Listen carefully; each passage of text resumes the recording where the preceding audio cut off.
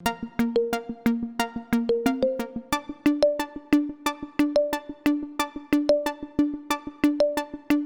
va tout de suite accueillir donc Marie-Hélène Sanglier, donc DRH de Groupama Assurance Mutuelle, comme Nicolas vient de le rappeler.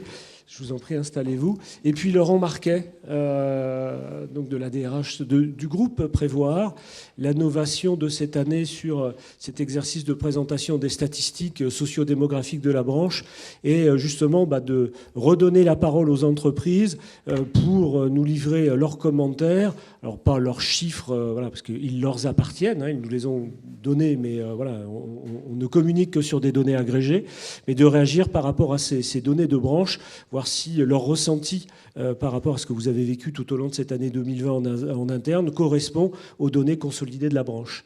Donc Narges, c'est à toi. Merci. Bonjour à tous.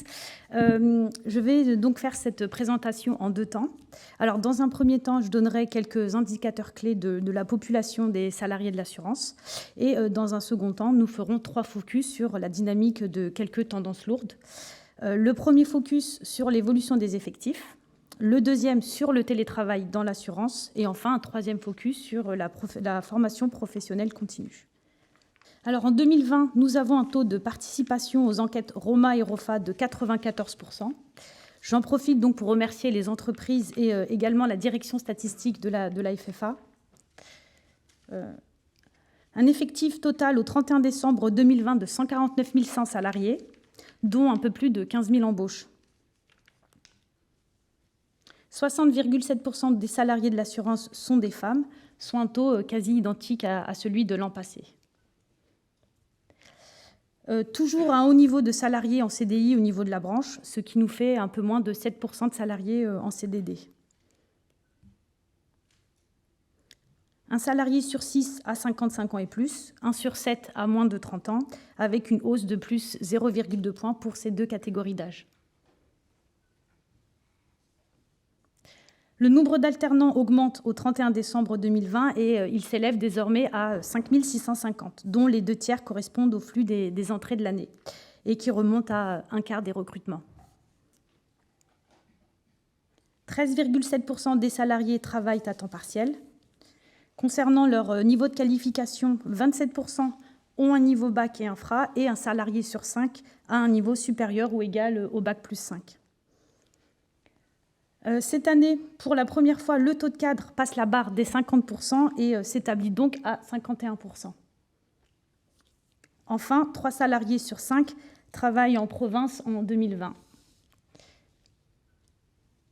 Alors, quelques mots sur la répartition des salariés selon la nouvelle nomenclature, qui, je tiens à préciser, n'a pas supprimé de métier, mais a réagencé un existant qui avait pu évoluer et qui avait besoin d'être reconnu dans ses contours actuels. Alors, la distribution et le développement commercial restent le premier domaine fonctionnel de métier, dont le poids augmente un peu par l'apport de l'ancienne sous-famille souscription. La fonction indemnisation à elle seule vient prendre la 2e place du classement, juste devant l'informatique qui est à égalité avec la relation client. Voilà pour la vue d'ensemble des principaux indicateurs clés. Et je vais donc maintenant aborder le premier focus sur l'évolution des effectifs. Alors, comme dit précédemment, la branche compte 149 100 salariés au 31 décembre 2020 et affiche la plus forte croissance de la décennie, plus 1%, soit 1500 personnes supplémentaires. Alors, cette évolution positive confirme non seulement la bonne résistance de l'emploi dans l'assurance, mais aussi la tendance haussière engagée depuis 2016. Sans surprise, le turnover est en baisse cette année et passe de 10,9 à 9,6%. Donc, la hausse conséquente des effectifs s'explique donc dans une large mesure par le maintien de l'essentiel des recrutements initialement prévus. Alors, les recrutements en 2020 continuent de se situer à un haut niveau. 15 060 personnes ont été recrutées, soit un taux de renouvellement de 10,1%, ce qui signifie qu'un salarié sur 10 correspond à une nouvelle embauche. Une légère sous-représentation des femmes dans les recrutements par rapport à la population totale, qui, pour rappel, est de 60,7%. Un peu plus de la moitié des salariés recrutés le sont directement en contrat CDI, Au total, parmi les recrutements, un quart se fait sous contrat d'alternance. Plus d'un salarié sur 2 embauché en 2020 possède un diplôme au moins égal au Bac+3. Et par rapport à 2019, les niveaux Bac et Infra sont en baisse au bénéfice des niveaux Bac+3 qui gagnent 3,7 points, et dont le volume égale pour la première fois cette année celui des Bac+2. Une légère baisse de la part des cadres, 30% de cadres, du fait de la baisse du turnover. Enfin, l'âge des nouvelles recrues se situe en moyenne à 31 ans. Merci Narges pour ce premier aperçu. Je vais inviter nos invités justement à se saisir de leurs micros respectifs. On pouvait craindre finalement que cette année 2020 soit pas du meilleur cru, hein, vu le contexte à la fois sanitaire et économique ambiant. Et puis finalement, la bonne surprise, hein, lorsqu'on a consolidé les chiffres, alors pour un premier aperçu à fin juin, au 30 juin, c'est que finalement ces chiffres étaient plutôt bons. Très positif, puisque non seulement le secteur de l'assurance avait continué de recruter, mais au final, on a même une augmentation des effectifs, donc on n'a pas cassé la dynamique d'évolution positive des effectifs de la branche. Les choses, on voit forcément les choses de manière un peu différente depuis son entreprise. J'ai envie de dire le nez dans le guidon, mais c'est normal. Hein. Est-ce que c'est une surprise pour vous, ces chiffres que l'on vous présente déjà en termes d'évolution des effectifs, d'importance des recrutements, du maintien des politiques de recrutement? Ça fait partie des choses que vous avez continué à mettre en œuvre tout au long de l'année 2020 dans vos entreprises respectives. Marie-Hélène ? Ça fait plaisir d'abord de voir que notre industrie recrute beaucoup. C'est plutôt rassurant pour notre métier. Nous, effectivement, chez Groupama et en particulier chez Groupama Assurance Mutuelle, on a maintenu en 2020 nos recrutements. On n'a pas diminué nos recrutements. On est resté sur la tendance qu'on s'était fixée. Y compris sur des contrats en alternance, parce qu'on a mis en place un certain nombre d'outils pour recruter à distance. D'ailleurs, cette période de Covid, mais peut-être qu'on en parlera plus tard, Norbert, nous a permis de revoir nos fonctionnements et d'ajuster en fait au nouveau contexte. Le fameux monde d'après est devenu le monde d'aujourd'hui. Donc, on a ajusté et donc nos recrutements ont été maintenus. On n'a pas du tout diminué nos effectifs. Je voulais juste faire un petit commentaire, si vous me permettez, sur le turnover. Et en effet, vous soulignez qu'il a diminué légèrement. Je me demande quand même sur l'année 2021 s'il ne sera pas en progression. Parce qu'on a constaté, en tout cas pendant le deuxième confinement, qu'il y a eu beaucoup de chasse, enfin en tout cas sur des métiers sensibles et des métiers en forte tension. On a eu une augmentation significative de la chasse. Donc beaucoup plus de mouvements sur des métiers vraiment phares. Hein. Alors tout ce qui est évidemment le digital, évidemment le métier de la donnée au sens large, hein, donc les acteurs, mais pas seulement eux. Et donc voilà, donc je me demande si 2021, en tout cas, on restera sur des tendances, à mon sens, de recrutement en tout cas à minima stabilisé, mais avec beaucoup de chasse. Laurent, même constat partagé ? Oui, tout à fait. Les données de la branche sont tout à fait corroborées par ce qu'on a pu constater dans l'entreprise. Alors déjà, peut-être ce qu'il faut arriver à se représenter, c'est qu'on a construit tout ça chemin faisant, et que si on avait eu toute la physionomie globale de l'année 2020, peut-être qu'en début d'année, on aurait pris d'autres dispositions. Nous, ce qui nous a guidés, c'est de vouloir honorer toutes les promesses qu'on avait faites vis-à-vis des personnes qu'on s'était engagé à recruter. Et puis également, c'est de ne pas compromettre les projets. Donc on a continué à recruter. Et puis effectivement, on a vu aussi les personnes plutôt rester dans l'entreprise, être plutôt fidèles. Alors est-ce que c'était par réaction positive vis-à-vis du comportement de l'entreprise, ou est-ce que c'était tout simplement parce que dans ces périodes-là, on ne change pas forcément d'entreprise. Donc ça, effectivement, comme le dit Marie-Hélène, c'est un petit peu l'avenir qui nous le dira. Mais on constate exactement la même chose. C'est vrai que suite à la crise de 2008 précédente, alors, qui était d'une autre nature bien évidemment, mais on avait vu qu'il y avait eu un coup d'arrêt dans les mobilités hors de l'entreprise, le turnover avait chuté, et puis progressivement, d'année à année, il avait gagné de plus en plus d'importance. Donc là, c'est pas, il fallait pas être grand devin en matière de prospective pour dire que sur l'année 2020, on prévoyait une baisse du turnover. Donc ça s'est confirmé. Il y aura vraisemblablement effectivement un rebond, notamment sur les postes les plus chassés. L'APEC, par exemple, qui fait partie quand même des avant-postes, qui suivent l'évolution de l'emploi, et notamment sur des postes de cadre et sur des postes avec des technicités particulières, nous disent qu'il y a des pénuries actuellement et que, comme vous le disiez vous-même, la chasse est ouverte. J'imagine que les conditions de recrutement ont été différemment vécues, parce que vous avez deux profils d'entreprise très distincts. Je reste tourné vers Laurent, parce que votre groupe Prévoir, c'est très majoritairement des commerciaux itinérants. J'imagine que ça a dû être des périodes difficiles à vivre, indépendamment du confinement, où là, les choses étaient quand même passablement gelées. Il y a eu des différences marquées pour les populations commerciales dans cette phase délicate à ce tournant abordé? Oui, forcément, parce que non seulement ce sont des commerciaux qui sont en contact avec les clients, mais en plus, ils se déplacent chez les clients pour présenter les produits de l'entreprise. Donc effectivement, on s'est retrouvé dans des situations, notamment côté formation, où on ne savait pas vraiment comment assurer une bonne formation pour les personnes, parce que c'était très difficile, par exemple, de démontrer les actes de vente chez les clients. On a profondément modifié durant cette période nos processus de recrutement également. Bon, là, on a mis en place, sans doute comme beaucoup d'entreprises, des périodes ou des moments de recrutement à distance. On a essayé de faire preuve d'imagination pour maintenir à la fois nos critères d'exigence, mais s'adapter à la situation.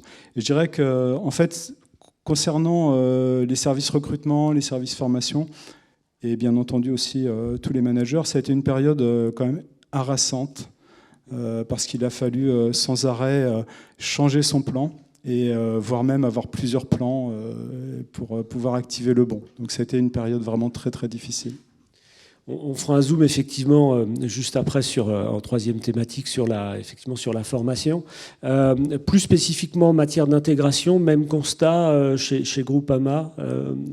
Alors nous, sur l'intégration, on a revu notre parcours d'intégration pour l'adapter justement aux conditions, et puis surtout faire des formats beaucoup plus courts, parce qu'il y a une vraie difficulté quand on recrute dans les périodes que nous avons vécues, c'est de maintenir le lien avec les nouveaux collaborateurs. Autant c'était facile de travailler ensemble à distance, et nous nous sommes tous adaptés, mais parce que nous avions l'habitude de travailler ensemble, mais intégrer des nouveaux collaborateurs dans ce contexte intégralement distanciel, ça nécessite effectivement de revoir le parcours d'intégration pour leur présenter l'entreprise, et puis aussi essayer de diffuser notre culture d'entreprise.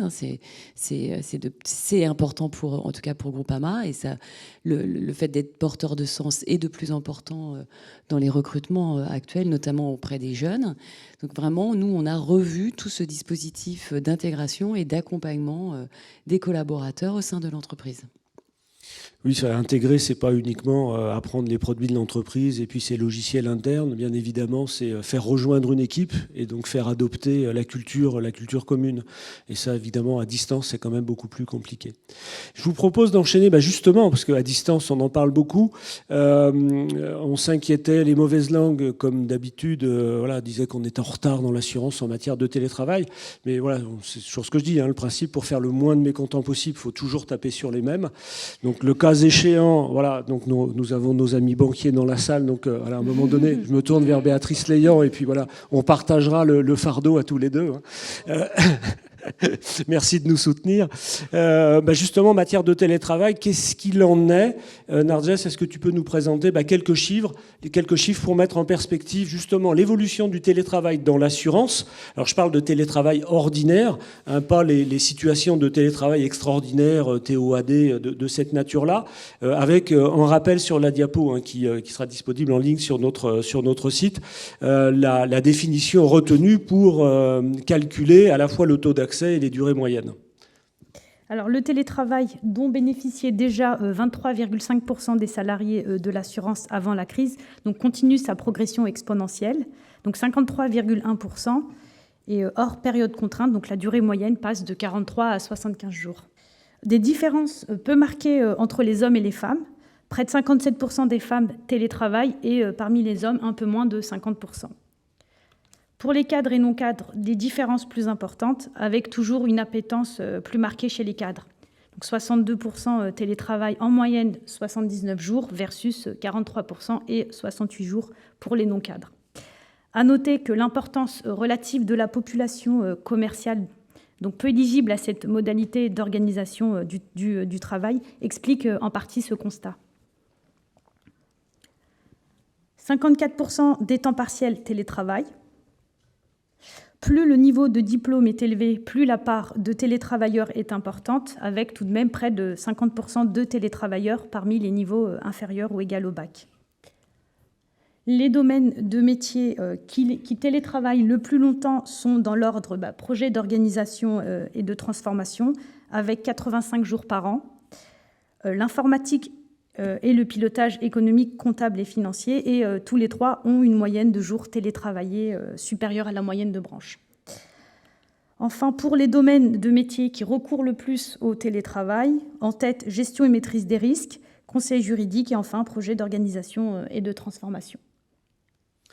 Merci Narges. Donc le premier point, on a rappelé à la diapo précédente, je crois que les données nationales par rapport à la diffusion du télétravail au niveau national, alors tous les postes ne sont pas éligibles au télétravail, c'est bien entendu, on reviendra sur ce point juste après, mais je crois que c'était de l'ordre de 5 à 7% au niveau national, lorsque nous on était déjà à plus de 17%. Donc voilà, on était loin d'être en retard et on voit qu'il y a eu finalement plus qu'une rupture, davantage une accélération d'un processus qui était déjà en place. Alors avec aussi dans les limites de l'exercice de style statistique, le fait qu'au fur et à mesure où le télétravail se mettait en place, tous les SIRH n'étaient pas forcément en capacité, parce qu'ils n'avaient pas été conçus pour cela au départ, de faire remonter l'information sur le télétravail. Donc on a eu tout un travail, enfin Narges surtout a eu tout un travail de recalcul derrière pour pouvoir extrapoler sans boule de cristal les données à l'ensemble de la profession. Mais on se rend compte qu'aujourd'hui, plus d'un salarié sur deux télétravaille. Juste une remarque aussi avant, on a le podium du top 3 qui a pu évoluer. Alors finalement le télétravail, on l'aborde un peu comme la formation. Il y a deux données principales qui sont le taux d'accès et la durée moyenne. Là on a quelques métiers dont le taux d'accès est supérieur à la moyenne.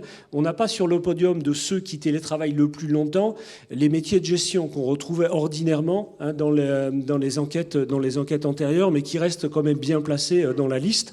Je veux parler des activités de gestion de contrat, soit souscription, production ou indemnisation, ou celles également des commerciaux, puisqu'on imagine toujours le commercial itinérant, mais on a quand même une majorité de commerciaux qui sont des commerciaux sédentaires, donc sur des postes où on peut avoir du télétravail, parce que on sait très bien que nos clients, les prospects, ne viennent pas systématiquement à l'agence. Je parle des agences salariées. Ça passe aussi par des connexions à distance.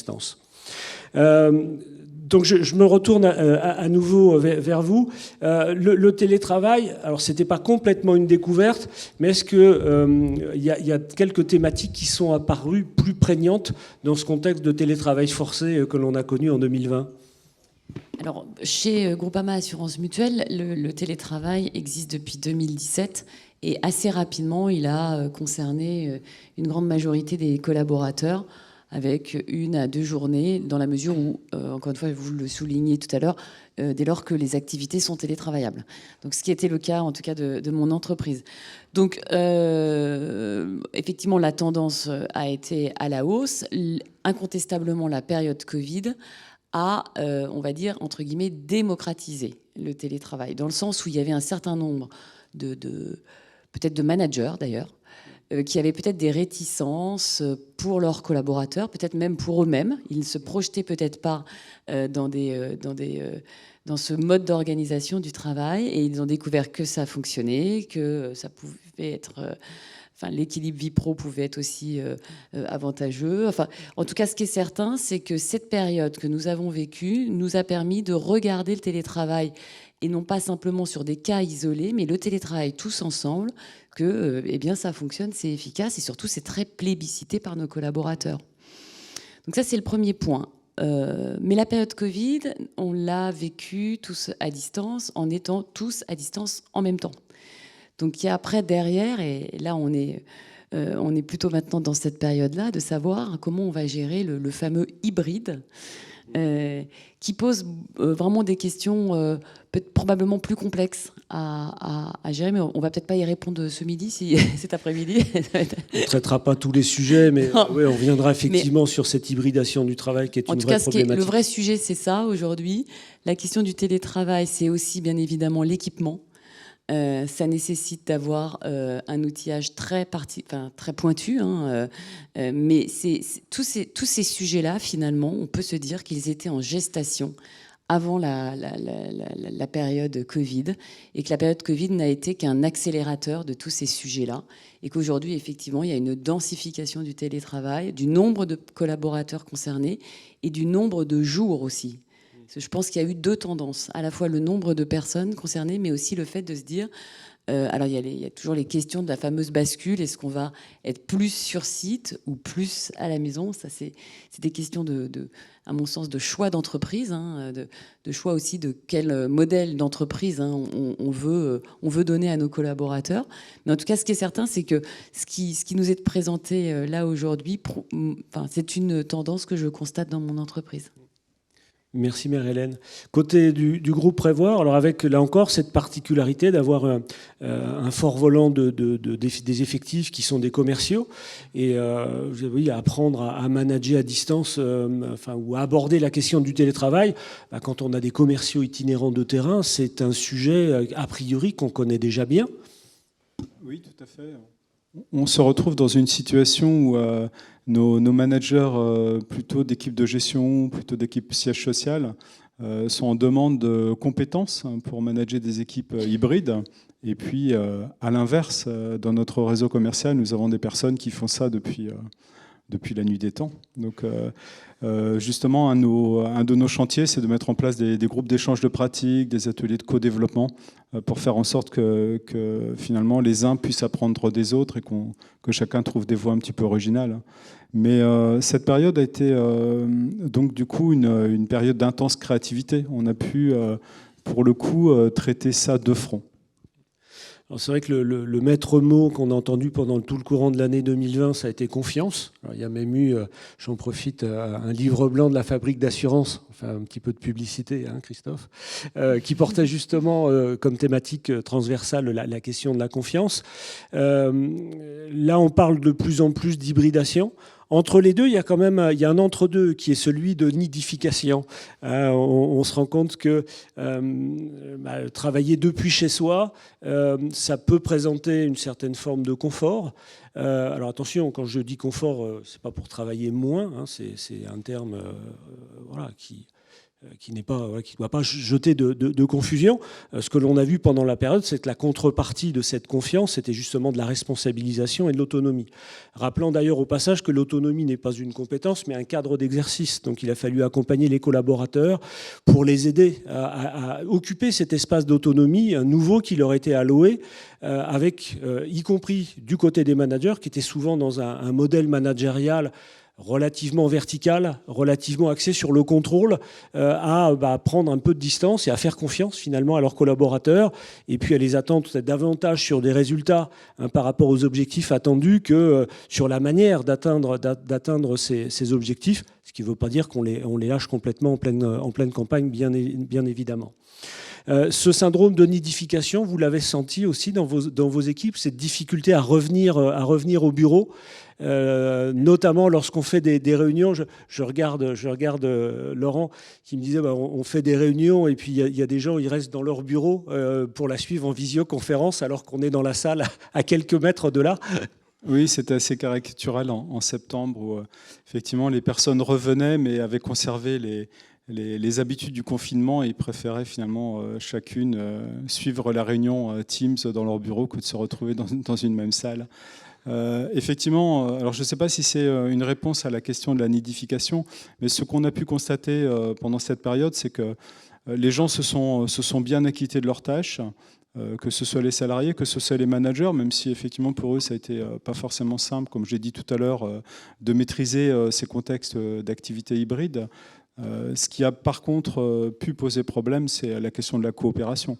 Donc est-ce que la nidification, c'est rester justement un petit peu dans son silo, mais on a constaté que le retour progressif à la normale devait peut-être s'accompagner de mesures ou d'un accompagnement autour de la coopération. Puis des nouveaux rituels sans doute à imaginer. Hein. Vous parliez d'hybridation du travail. C'est pas l'un, c'est pas à distance ou en présentiel, c'est les deux en même temps. C'est ça qui va poser problème. Vous avez déjà quelques pistes de réponse sur le sujet? Alors, je pense que, alors, pour répondre juste à votre question précédente, je pense que les collaborateurs avaient envie de revenir, de se voir. Ça a été quand même long malgré tout, hein, ces périodes. Donc, je pense qu'il y avait moi, je ne l'ai pas trop ressenti. Il y a peut-être des cas isolés de collaborateurs qui avaient déjà peur de revenir pour des questions de santé. Mais globalement, il y avait quand même cette envie de retrouver le collectif. Après, sur ce que tu évoques, Laurent, sur le fait que chacun est dans son bureau sous Teams, évidemment, je pense qu'il y a des pratiques à revoir, mais ça nécessite aussi de bons équipements. Tout à l'heure, j'évoquais la question dans l'hybride, d'être vraiment très bien équipé. Alors, on l'est chez nous maintenant avec nos ordinateurs et Teams, mais il faut qu'on ait des salles de réunion où, justement, on puisse suivre la réunion ensemble et pas chacun sur son ordi. Donc ça nécessite d'avoir cette réflexion sur les outils. Et ces outils, cette réflexion-là, ce sont des réflexions coûteuses. Enfin, ce sont des investissements qui ne sont pas du tout neutres pour les entreprises. Après, il faut, c'est précisément ce que vous veniez de dire, c'est recréer des rituels, savoir la réunion d'équipe, on l'a fait en présentiel, c'est se fixer des points. Nous, par exemple, dans notre CODIR, on a un CODIR une fois à distance, une fois en présentiel, pour que justement on ait des moments d'échange en présentiel. Je pense que ça nécessite en effet peut-être de structurer davantage le fonctionnement du collectif, que finalement on ne faisait pas avant. Finalement, le distanciel a réaffirmé l'importance de l'humain, comme d'une manière générale le digital le fait. Les outils ne remplacent pas l'humain et renforcent ce besoin justement de se rassembler. Après tout, l'homme est un animal grégaire, donc c'est pas nouveau. Alors les outils et puis la nature d'activité, parce que si on regarde les chiffres bruts, on se rend compte que finalement on a quasiment 10 points de plus de femmes qui télétravaillent par rapport aux hommes. On a quasiment 20 points de plus de cadres qui télétravaillent par rapport aux non-cadres. Quand on regarde en fonction de la nature du diplôme, on voit qu'il y a une surreprésentation du taux d'accès au télétravail chez les Bac plus 5 versus les autres niveaux de qualification initiale. Alors c'est peut-être le moment de remettre quelques pendules à l'heure. C'est pas, voilà, il n'y a pas un délit d'initié de la part des femmes cadres diplômées de l'enseignement supérieur pour pouvoir télétravailler. Ça ne se fait pas. Alors après, on peut aller plus loin aussi dans le détail du métier exercé, actuaire, organisateur ou autre. Ça ne se passe pas exactement comme ça. C'est plutôt le fait qu'une nature d'activité suppose que la personne travaille davantage en autonomie sur des dossiers qui relèvent d'un niveau de complexité supérieur et donc qui demandent une part d'autonomie et de responsabilité donc supérieure et qui vont ouvrir la possibilité de télétravailler. Mais c'est bien dans ce sens-là que les choses sont à voir. C'est pas une facilité offerte à quelques-uns. D'ailleurs, lorsque l'on regarde, on les a pu dans la liste là, mais les données antérieures sont tout aussi parlantes. Dans les métiers de gestion, on a des durées télétravaillées qui sont supérieures et qui prouvent bien que selon la nature de l'activité, certaines sont plus ouvertes à cette possibilité de télétravailler. Je voudrais parce que je vois le temps qui passe et on a une après-midi chargée. Narges, est-ce que tu peux nous livrer les chiffres sur la formation continue ? Oui. En 2020, le taux d'accès à la formation est en légère hausse et concerne 80% des salariés de l'assurance. La durée moyenne de formation, quant à elle, est en baisse de 8 heures et s'établit à 22,4 heures. La durée des sessions de formation en 2020 est d'1 jour et moins pour 95% des salariés formés. 9 salariés formés sur 10 ont suivi au moins une action de formation en FOAD pour une durée moyenne de 12 heures. Et enfin, les nouveaux entrants ont un taux d'accès à la formation de 87% et une durée moyenne de 62,8 heures. Merci Narges. On pouvait être inquiet sur cette année 2020 en se demandant ce qui s'était passé sur la formation. Or, on voit que les taux d'accès à la formation restent toujours tout aussi exceptionnels au niveau de la branche, mais je crois que c'est un peu la même chose du côté de la banque. On en parlait il n'y a pas très longtemps. Donc des chiffres qui révèlent que la culture de la formation qui caractérise notre secteur reste toujours une vérité. Maintenant, pour former, effectivement, il faut avoir, on en parlait juste à l'instant, les outils, les moyens pour pouvoir organiser ces formations. Avec des durées, on le voit, ce n'était pas spécialement une surprise, des durées qui sont à la baisse, sauf quand même pour les nouveaux entrants, parce qu'on voit que les nouveaux embauchés de l'année sont sur les mêmes niveaux d'accès. En général, quand on embauche dans l'assurance, le premier acte, une fois le pactage perçu, c'est d'aller en formation. Donc ça reste une constante. Et les durées moyennes pour les nouveaux entrants s'établissent à presque 63 heures, qui est quand même une durée conséquente rapportée à la semaine de 35. Donc il n'y a pas eu de faiblissement de la part des entreprises sur ce sujet-là. Comment est-ce que vous avez abordé, Laurent Marquet, je me tourne d'abord vers Laurent Marquet, qui est très ancré comme responsable formation sur ces domaines-là. Comment est-ce que vous réagissez par rapport à ces chiffres? Quels commentaires vous pouvez en faire par rapport à votre propre expérience interne?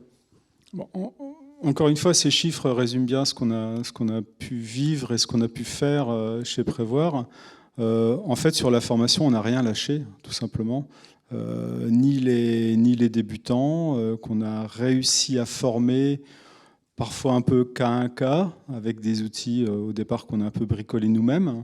Aussi bien l'ensemble du personnel qu'on a essayé d'accompagner sur tous les dispositifs globaux de formation. On a transformé nos parcours diplômants également pour pouvoir les administrer parfois à distance, parfois en présentiel, dans les petits moments où on pouvait se réunir.